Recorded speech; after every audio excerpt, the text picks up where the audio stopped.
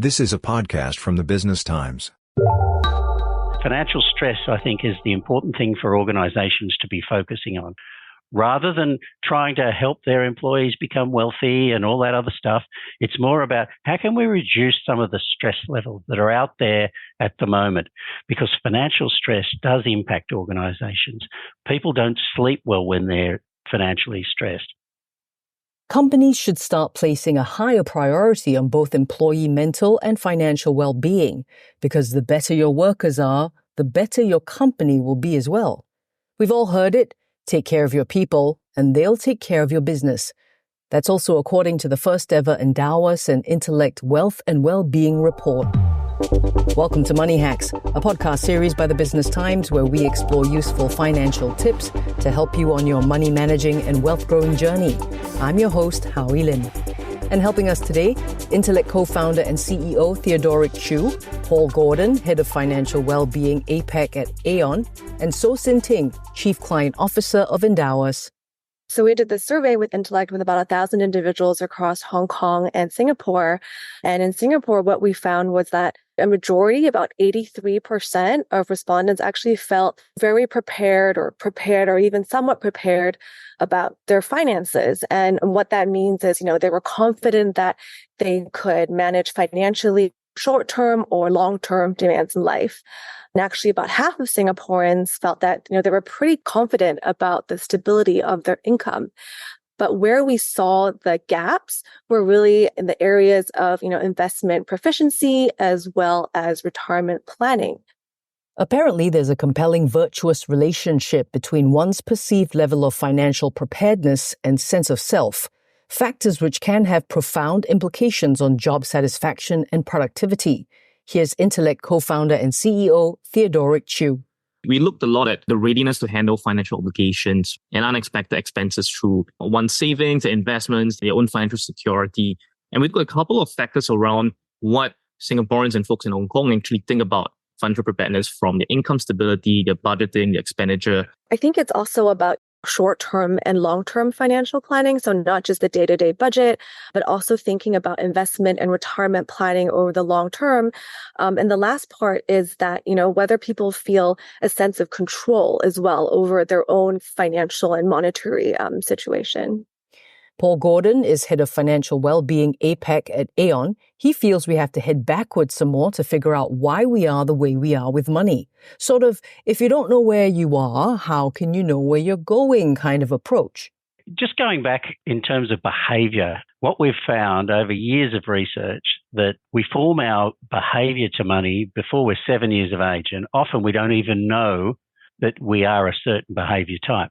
This is sort of created by parents' influence, cultural influence, but also just the way our brain reacts to the chemicals, things like dopamine and cortisol and things like that. So just assume that we're blindly going along, doing what we're doing, but not knowing that we've got a certain money behavior type that can impact our financial decision-making as adults. So if you could understand that a little bit more and make better financial decisions in life, you would be less financially stressed. Thing is, financial well-being is about more than financial health. Rather, it reflects a person's emotional relationship with their money and how it contributes to their life experience. People don't sleep well when they're financially stressed. They take more time off. They're not at work when they're at work. And even to the point, there's a higher degree of fraud happening when people are financially stressed because they're looking for more money. And the fraud of the day is cyber fraud. So there's things going on that organizations really need to say to themselves, we need to be able to work out how we can help our employees reduce some of this financial stress. So Sin Ting from Endowus agrees. And based on the findings from their survey, it even creeps into a person's self-esteem.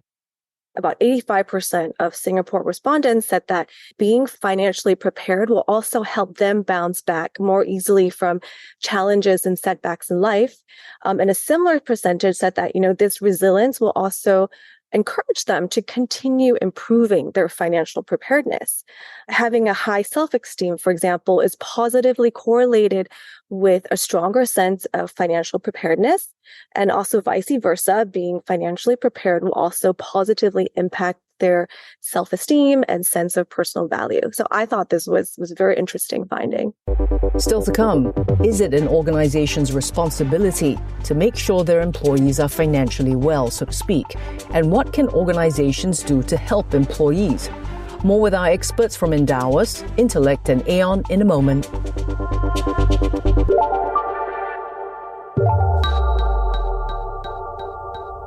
Money Hacks now comes to you every Monday. Get useful financial tips every week. How much to save? What to invest in? Howie Lim asks the experts, so you have the answers. Money Hacks by the Business Times. Every Monday, go to bt.sg/moneyhacks or wherever you get your podcasts. And now, back to Money Hacks from the Business Times. According to many, actual well-being is not a program. It's not a topic, but rather a mindset, ethos, or most successfully, a cultural orientation within the workplace. But what about personal responsibility? How come an organization has to take care of everything, so to speak? Here's Paul Gordon from Aon. And I agree with you. I think it is an individual's responsibility, but an employer has a very strong influence on somebody's financial well-being. Because when you think about it, they pay them. That's a big part of your financial well-being, is to get a regular paycheck. The second thing they do is they have benefits that reduce the amount of expenses that an employee has to have. Things like insurances, things like pension funds that might be discounted. There's a whole range of things that employers already do to manage an employee's financial well-being without calling it financial well-being. Since COVID, there's been a strong growth in well-being conversations at work. What CEOs were worried about during COVID was the mental health of their employees during this time.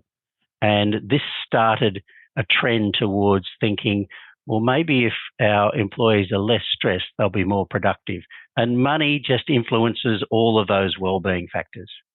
So Sin Ting is with Endowus, and with Intellect, they conducted an Endowus Intellect Wealth and Wellbeing report, where they found that 15% of people surveyed felt they actually understood and were confident about what types of investments were appropriate for their financial goals, and about the same percentage were confident that they were saving enough for retirement.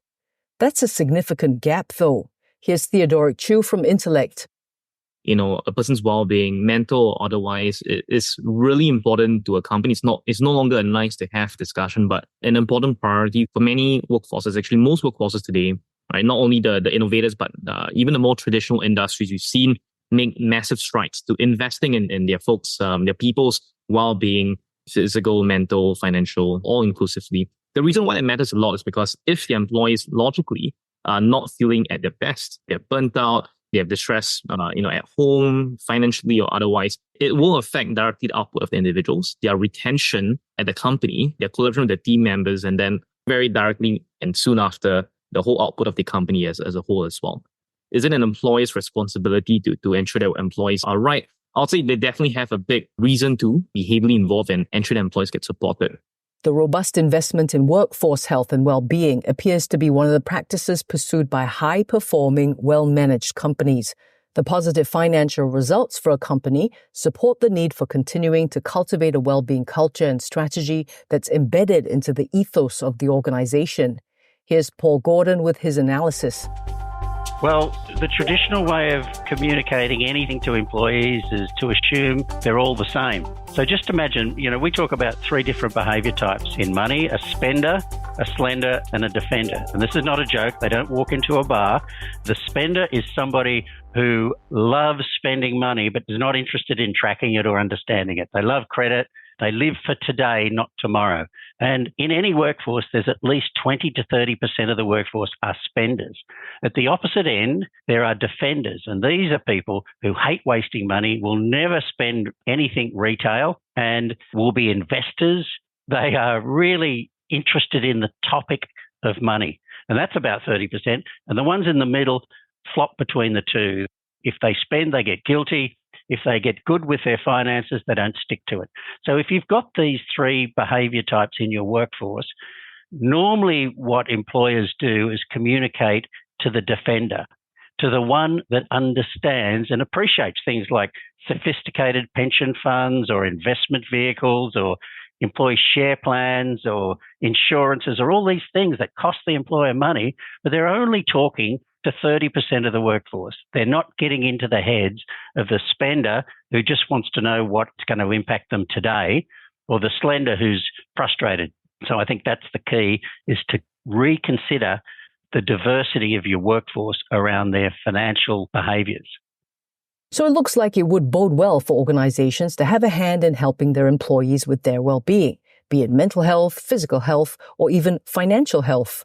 Not only from the HR team's point of view, but how do we get the management and leadership team involved? How do we get the people managers involved? How do we get people from the ground, on the ground up, also involved in this whole topic of financial well-being, mental well-being, and the like? It starts from having the buy-in, which requires awareness, education, and then importantly, putting the tools and the necessary support in place for employees to seek the next steps. And even at that point, you may not reach everybody, but you've definitely made a lot more headway than not having those in place.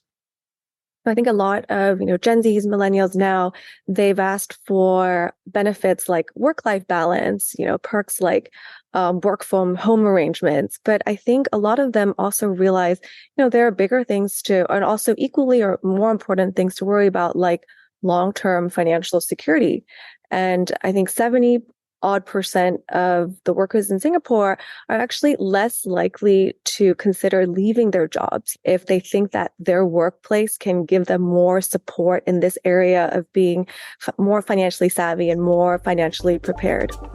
Thank you. So Sin Ting, Chief Client Officer of Endowus, Intellect co-founder and CEO Theodoric Chew, and Paul Gordon, Head of Financial Wellbeing APAC at Aon. Next time, we explore if the Asian stock sell-off in August will continue and what it all means.